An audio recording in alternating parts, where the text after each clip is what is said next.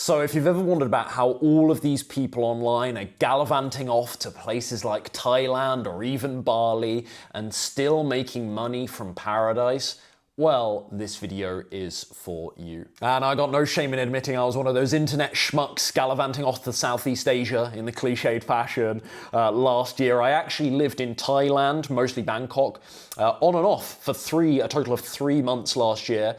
And today I want to share with you exactly how I still made money whilst enjoying the beautiful and very fascinating country of Thailand. I'm sure you've already heard what Thailand has to offer, from the stunning beaches to the affordable living, the incredible nature. There's so much to do there.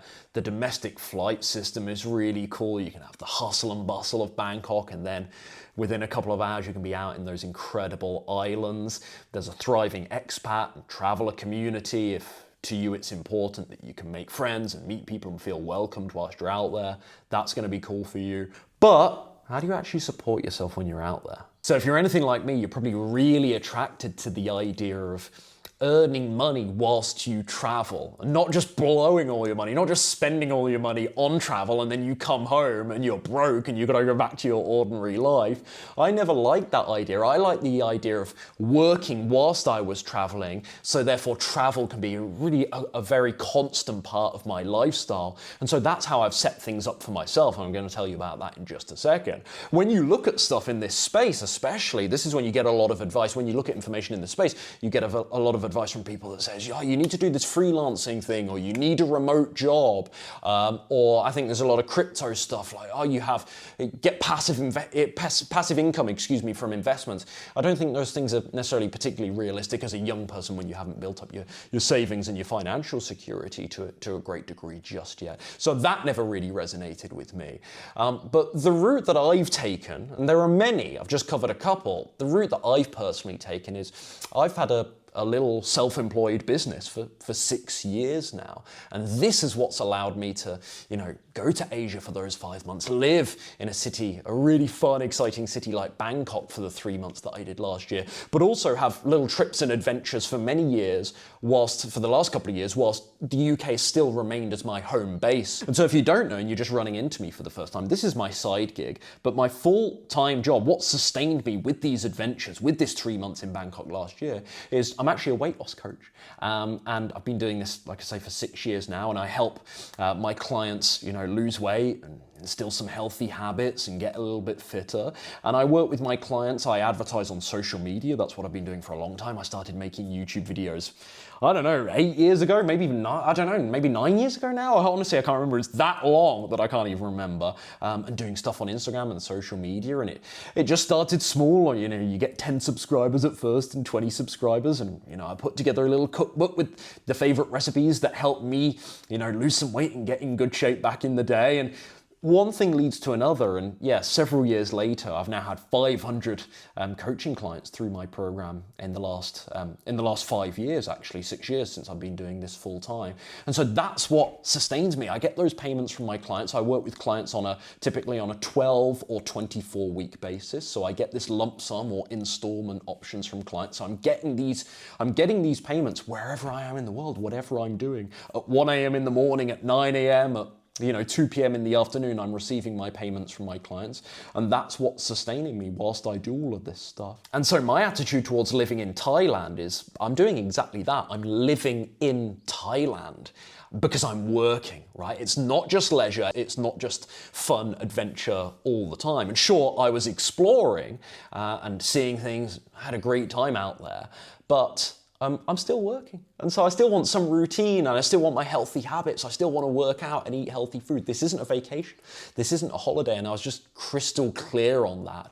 And so I was there earning payments from my clients, receiving income from my clients, still working. There's amazing connectivity in Bangkok, lots of amazing coffee shops and internet cafes. I can just work from my apartment, obviously, as well, but I'm someone that kind of likes to go out because I work alone, so it's quite nice to have the social aspect of it too, working in coffee shops and whatnot. And so my daily routine would vary. Maybe there were some days where I was traveling more, like my brother came for a week, and then I did do less work, and we went out to Railay Beach and and crabby and whatnot, and we had those adventures, and I wasn't doing as much work, but then there were periods where actually it was just a normal working day for me. I just happened to be in Bangkok, but I wouldn't really know otherwise because my head was down in my laptop doing stuff for my clients. And so there are lots of different ways to earn income while still being abroad, especially I think now with this huge shift towards flexible work that we've seen with happenings in the last couple of years. Employers are seemingly increasingly happy in the Western world, at least, to let their employees, work from home. And so this could be a great opportunity for you. It's not the one I took because I was always clear personally for me that when I went into the world of work, a little whippersnapper, I was always very intent that I don't really like the idea of having a boss or being tied to an organization. I don't want to glamorize that, by the way, like it has its downsides being the way I am, but I always loved the idea, I was always hooked on the idea of doing my own thing. And whatever route you take, because I'm not here to pitch my model as the best one, because I think most people wouldn't really like being the sole person responsible for getting the clients and then working with the clients or making a product and selling a product or service. And so maybe it is, a remote job is definitely the best thing for you, or more of a freelancing style gig is the best thing for you. Maybe you've got some wonderful graphic design skills, or you're a great editor or a wonderful photographer, or you're a consultant, or you come in and help people with their software and their programming and coding and whatnot, or you build websites.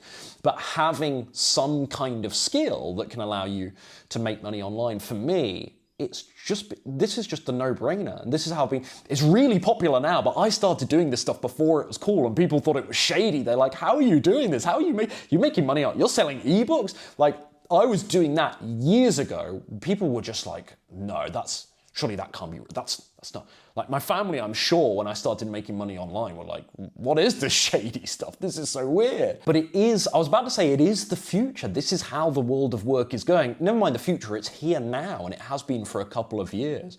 And so this is how I've done it. This is how I've been able to make some cash while still having a lifestyle where I can travel. And again, you don't need to I'm not saying my model is certainly the one for you. There are many ways to do this with no fixed desk.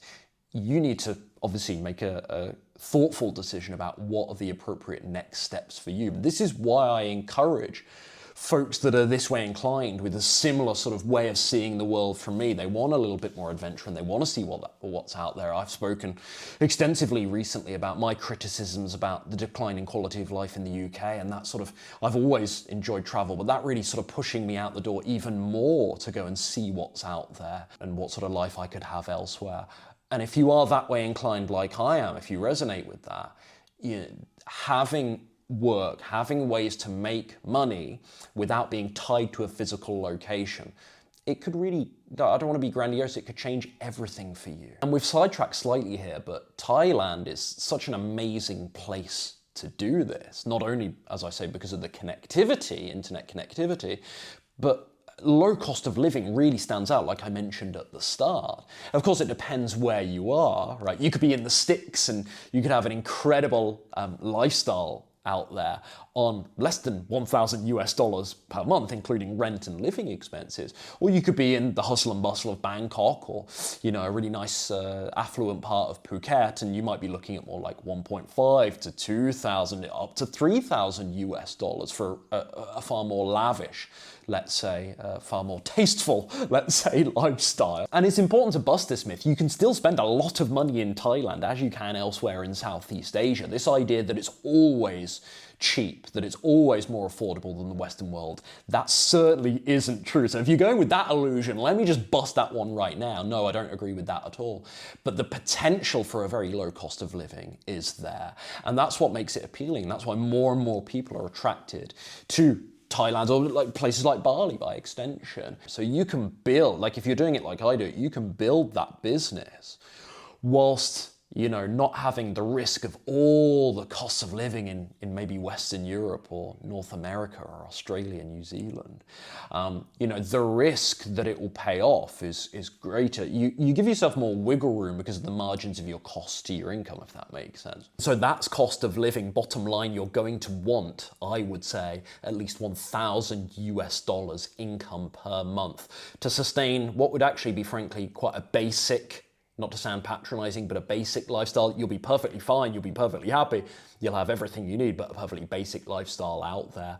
But if you are looking to stay in, a more popular area in, for example, Bangkok, you're going to be looking at more like 1.5 up to 2,000, maybe 2,500, 3,000 US dollars per month. So it does get more expensive. Second thing to consider is, of course, visa and entry requirements, and this is going to vary country to country. So I'm not going to give generalist advice here. Please do research for what the situation is for you. You might be looking at the tourist visa, maybe a more long-term DTV or something, or multiple entry visa of some kind. I know a lot of people give actually, I think, quite bad advice on the internet about doing exits and re-entries. And those things are possible, but what I would encourage you guys to do is, of course, do your research, but also please play by the rules. This is a country that's welcoming you. And yes, we can say, yes, they want your tourist dollars and it's an advantage for them, for you to be there, but they don't have to let you in. It's a privilege that places around the world welcome us and let us see their culture, let us experience their own beauty and amenities and whatnot. And so please respect that. We try to be sort of conscious, I don't want to preach, but we try to be conscious travelers around here. So, Thai immigration, there are stories of them clocking people that are constantly doing this exit re-entry thing. So please be respectful with this, but yet do your research on visas and entry requirements. Number 3 is the boring one, but I had to include this because I see a lot of people be way too casual and flippant about this, and I know where it goes. You're asking for a world of trouble. You may need to consider your tax situation.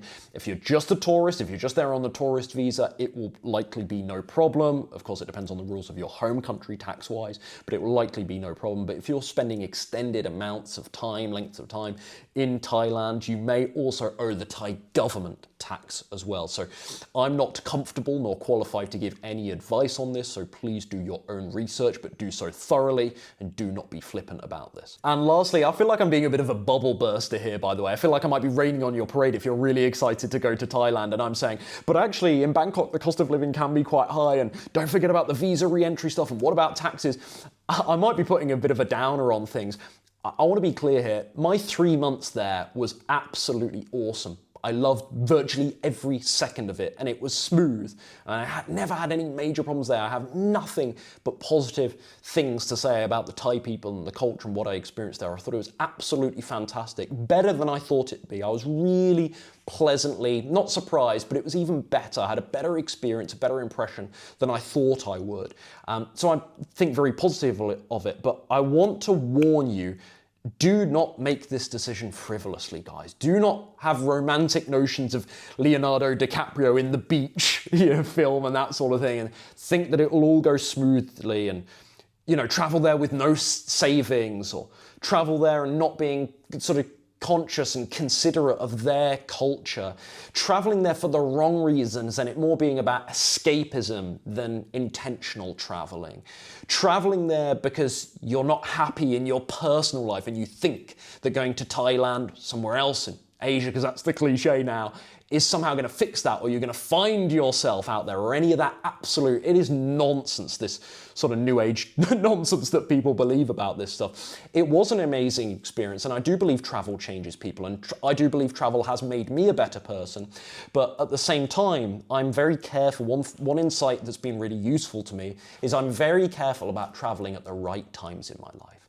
where, like I've talked about today, I've got the income coming in, it feels stable, it feels secure. I'm doing it for the right reasons. I'm leaving because I'm going on an adventure because I want to leave my comfort zone, and it's not a distraction because there's something unhappy in my life back home that actually the key to my unlocking my happiness and fulfillment is going to be to fix that thing, not gallivant off and distract myself in Thailand for a couple of months. So yeah, I just wanted to finish on that. I think travel for the right reasons, but yeah, this was an amazing adventure for me and I had a brilliant time there. And it is a wonderful, wonderful place to be earning income online and making money and starting a business for yourself, growing a business for yourself, whatever level you're at. Just make sure that you're doing it in a minimal risked way. And you're not just shooting your shot and quitting your job with no savings and going off to Thailand is what I'd warn you against. Okay, hope this was useful. See you in the next one.